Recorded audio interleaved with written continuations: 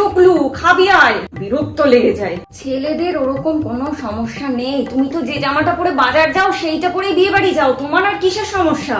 যে যা বলছে বলতে দাও। মানে আমি তোমাকে বারবার বলেছিলাম, শোনো বিজয়া সম্মেলনীতে আগের বছর আমি এই শাড়িটা পরেছিলাম, আর কারোর মনে না থাকুক সুতপার ঠিক মনে থাকবে।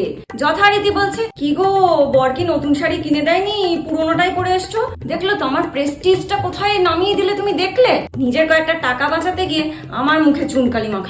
তুমি আর বুঝবে কি করে এইসব? সবাই আমাকে বললো যে তোমার শাড়িটা তো খুব সুন্দর, কিন্তু পম্পা তোমার কাছ থেকে এটা আশা করিনি যে তুমি বছর বছর একই শাড়ি পরবে। টুকলুর বাবার কি অবস্থা এতই খারাপ যে একটা নতুন শাড়ি তোমাকে কিনে দিল না বিজয়া সম্মেলনীতে আসার জন্য?